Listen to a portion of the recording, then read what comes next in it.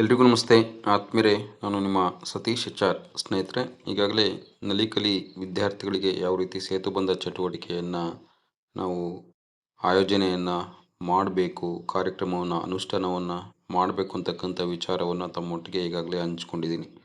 ಈ ವಿಡಿಯೋದಲ್ಲಿ ಇಂಗ್ಲೀಷ್ ನಲಿಕಲಿ ಸೇತುಬಂಧ ಚಟುವಟಿಕೆಗೆ ಸಂಬಂಧಪಟ್ಟಂಥ ಮಾಹಿತಿಯನ್ನು ತಮ್ಮೊಟ್ಟಿಗೆ ಹಂಚಿಕೊಳ್ಳೋದಕ್ಕೆ ಬಯಸ್ತೇನೆ.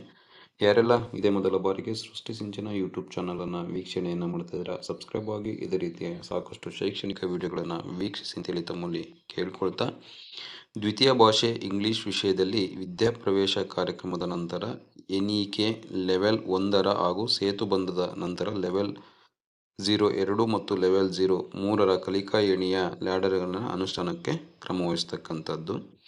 ಸೈಟ್ ವರ್ಡ್ಸ್ ಅಭ್ಯಾಸಗಳ ಜೊತೆಗೆ ಕ್ರಿಯಾತ್ಮಕ ವ್ಯಾಕರಣ ಮತ್ತು ಶಬ್ದಕೋಶವನ್ನು ಅಭಿವೃದ್ಧಿಪಡಿಸುವ ಸಲುವಾಗಿ ಭಾಷಾ ಆಟಗಳು, ಸಂಭಾಷಣೆಯ ವೃತ್ತ, ಲ್ಯಾಂಗ್ವೇಜ್ ಗೇಮ್ಸ್ ಅಂಡ್ ಕಾನ್ವರ್ಸೇಷನ್ ಸರ್ಕಲ್ಸ್ಗಳನ್ನು L&Sನ ಭಾಗವಾಗಿ ಆಯ್ಕೆ ಮಾಡಿಕೊಳ್ಳಲಾಗಿರುತ್ತದೆ.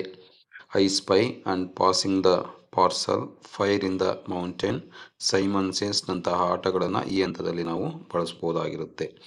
ಕಾನ್ವರ್ಸೇಷನ್ ಸರ್ಕಲ್ನಲ್ಲಿ possessive pronouns, tense, singular and plural, use of apostrophe, use of we, they, their and our ನಂತಹ ಮಕ್ಕಳು ಮೌಖಿಕವಾಗಿ ಉತ್ತರಿಸಲು ಹಾಗೂ ಈ ಬಗ್ಗೆ ಹೆಚ್ಚು ಅಭ್ಯಾಸ ಮಾಡಲು ಅವಕಾಶವನ್ನು ಕಲ್ಪಿಸಲಾಗಿದೆ. ENK ತರಗತಿ ನಿರ್ವಹಣೆಯಲ್ಲಿ first begin with 30 minutes R&W, followed by 20 minutes of L&S and 3 end with 30 minutes R&W ಅವಧಿಗಳನ್ನು ಅನುಸರಿಸ್ತಕ್ಕಂಥದ್ದು. ಬರವಣಿಗೆ ಅಭ್ಯಾಸ ಮತ್ತು ನಿಯೋಜಿತ ಕಾರ್ಯಗಳಿಗೆ ಮಕ್ಕಳು 0.4 ಗೆರೆಗಳನ್ನು ನೋಟ್ಬುಕ್ ಬಳಸುವಂತೆ ಮಾರ್ಗದರ್ಶನವನ್ನು ನೀಡ್ತಕ್ಕಂಥದ್ದು. ನಿಯೋಜಿತ ಕಾರ್ಯಗಳನ್ನು ಪರಿಶೀಲಿಸಿ ಮಾಹಿತಿ ಸಹಿತ ಮುಂದಿನ ಕಲಿಕೆಗೆ ಮಾರ್ಗದರ್ಶನವನ್ನು ನೀಡ್ತಕ್ಕಂಥದ್ದು. ಅಂದರೆ 4 ಲೈನ್ ಕಾಪಿನ ಯೂಸನ್ನು ಮಾಡಬೇಕು. ಬ್ರಿಡ್ಜ್ ಕೋರ್ಸನ್ನು ಮಾಡುವಾಗ R&Wಗೆ 30 minutes, L&Sಗೆ 20 ನಿಮಿಷ ಮತ್ತು ಕೊನೆಗೆ R&W ಅವಧಿಗಳಿಗೆ ಮತ್ತು 30 ನಿಮಿಷವನ್ನು ಬಳಸಬೇಕು ಅಂತಕ್ಕಂಥದ್ದು. ENK ಲೆವೆಲ್ 3 ಪಠ್ಯಕ್ರಮಕ್ಕೆ ಸಂಬಂಧಿಸಿದಂತೆ ವಿವಿಧ ಸಂಪನ್ಮೂಲಗಳನ್ನು DSAT ವೆಬ್ಸೈಟ್ನಲ್ಲಿ ಅಪ್ಲೋಡ್ ಮಾಡಲಾಗಿದ್ದು, ಪೂರಕ ಮಾರ್ಗದರ್ಶನಕ್ಕಾಗಿ ಶಿಕ್ಷಕರು ಇವುಗಳನ್ನು ಅವಲೋಕಿಸಬೇಕಾಗುತ್ತೆ. ನೋಡಿ, bridge course plan for the year 2025 ಮತ್ತು 26 ಕ್ಲಾಸ್ 2 2ನೇ ತರಗತಿ ವಿದ್ಯಾರ್ಥಿಗಳಿಗೆ ಯಾವ ರೀತಿ ಬ್ರಿಡ್ಜ್ ಕೋರ್ಸನ್ನು ಅನುಷ್ಠಾನವನ್ನು ಮಾಡಬೇಕು ಅಂತೇಳಿ. ಇಲ್ಲಿ ವಾಟ್ ಡು ಟೀಚರ್ ಅಂತಾರೆ, ಟೀಚರ್ ಏನನ್ನ ಮಾಡಬೇಕು, ವಾಟ್ ಟು ಟೀಚರ್, ಕಾರ್ಡ್ಸ್ ಮತ್ತು ಹೌ ಟು ಟೀಚ್, ಯಾವ ರೀತಿ ಟೀಚನ್ನು ಮಾಡಬೇಕು ಅಂತಕ್ಕಂಥದ್ದು. Students can use the pronoun is are to denote pronunciation. ಇಲ್ಲಿ ಬಳಸಬೇಕಾಗಿರ್ತಕ್ಕಂಥದ್ದು ಗ್ರಾಮರ್ ಕಾರ್ಡನ್ನು ಬಳಸಬೇಕಾಗತ್ತೆ. Conversation, what is the name ಅಂತಕ್ಕಂಥದ್ದು.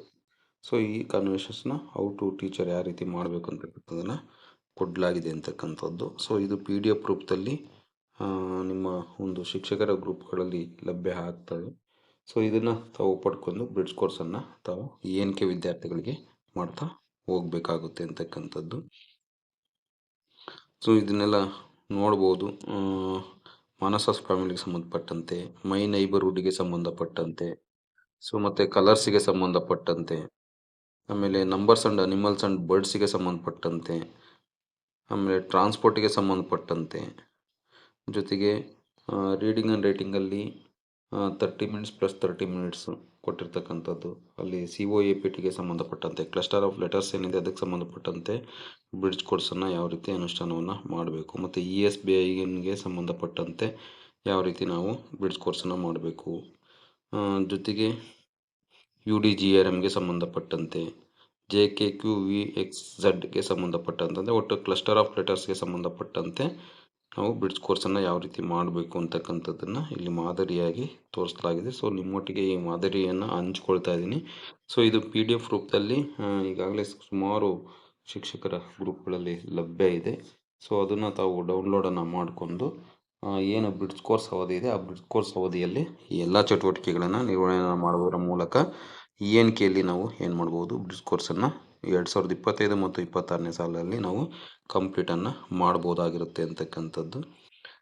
ಸೊ ಒಟ್ಟಾರೆಯಾಗಿ ಏನು ನಮ್ಮ ಸೆಗ್ಮೆಂಟ್ಸ್ ಇದೆ, ಆ ಸೆಗ್ಮೆಂಟ್ಸ್ಗೆ ಸಂಬಂಧಪಟ್ಟಂಥ ಥೀಮ್ಸ್ ಇದೆ, ಆ ಥೀಮ್ಸ್ಗಳಿಗನುವಾಗಿ ನಾವು ಬ್ರಿಡ್ಜ್ ಕೋರ್ಸನ್ನು ನಾವು ಅನುಷ್ಠಾನವನ್ನು ಮಾಡ್ತಾ ಹೋಗ್ಬೇಕಾಗುತ್ತೆ. ಈ ಅನುಷ್ಠಾನ ಮಾಡಿರ್ತಕ್ಕಂಥ ಬ್ರಿಡ್ಜ್ ಕೋರ್ಸ್ನ ಸಂಪೂರ್ಣ ಮಾಹಿತಿಯನ್ನು ನಮ್ಮಲ್ಲಿರ್ತಕ್ಕಂಥ ಏನು ಆ, ನಮೂನೆ 4A ಮತ್ತು 4B ಜೊತೆಗೆ 5A ಮತ್ತು 5Bನಲ್ಲಿ ನಮೂದು ಮಾಡ್ತಾ ಕಡ್ಡಾಯವಾಗಿ ನಮೂದನ್ನು ಮಾಡಬೇಕಾಗುತ್ತೆ ಅಂತಕ್ಕಂಥದ್ದು. ಸ್ಯಾಪ್ನಲ್ಲಿ ಇಂಗ್ಲೀಷ್ನಲ್ಲಿ ಕಲಿಸಿ ಸೇತು ಬಂಧದ ಅಭ್ಯಾಸಗಳು ಯಾವೆಲ್ಲ ಅಭ್ಯಾಸಗಳನ್ನು ಯಾವ ರೀತಿ ಬಳಸಬೇಕು ಅಂತಕ್ಕಂಥ ನಾವು ನೋಡ್ಬೋದು. ಬ್ರಿಡ್ಜ್ ಕೋರ್ಸ್ ಕ್ಲಾಸ್ 2ಗೆ ಸಂಬಂಧಪಟ್ಟಂತೆ 2ನೇ ತರಗತಿ ವಿದ್ಯಾರ್ಥಿಗಳಿಗೆ ಯಾವ ರೀತಿ ನಾವು ಬಳಸ್ಬೋದು ಅಂತಕ್ಕಂಥ ಮಾದರಿ ಕಾರ್ಡ್ಗಳನ್ನು ಕೂಡ ಇಲ್ಲಿ ನೀಡಲಾಗಿದೆ.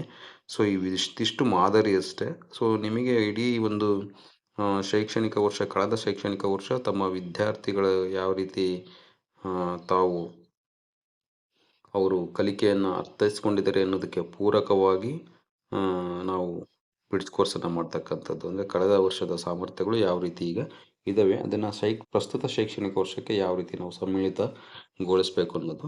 ಸೊ ಅದಕ್ಕೆ ಸಂಬಂಧಪಟ್ಟಂತೆ ತಾವು ಬ್ರಿಡ್ಜ್ ಕೋರ್ಸ್ನ ಅವಧಿಯಲ್ಲಿ ಚಟುವಟಿಕೆಗಳನ್ನು ಆಯೋಜನೆಯನ್ನು ಮಾಡಿಕೊಂಡು ಬ್ರಿಡ್ಜ್ ಕೋರ್ಸನ್ನು ಮಾಡಿದಂಥ ಸಂದರ್ಭದಲ್ಲಿ ತಾವು ಸೇತುಬಂಧ ಚಟುವಟಿಕೆಯಲ್ಲಿ ಏನಕ್ಕೆಲ್ಲೂ ಕೂಡ ಯಶಸ್ಸನ್ನು ಕಾಣೋದಕ್ಕೆ ಸಾಧ್ಯ ಆಗುತ್ತೆ ಅಂತಕ್ಕಂಥ ಮಾತುಗಳನ್ನ ಹೇಳ್ತಾ, ಇದಾಗಿತ್ತು ಇಂಗ್ಲೀಷ್ ವಿಷಯದಲ್ಲಿ ಬ್ರಿಡ್ಜ್ ಕೋರ್ಸ್ನ ಯಾವ ರೀತಿ ನಾವು ಅಭ್ಯಾಸವನ್ನು ಮಕ್ಕಳಿಗೆ ಮಾಡಿಸ್ಬೇಕು ಅಂತಕ್ಕಂಥದ್ದು.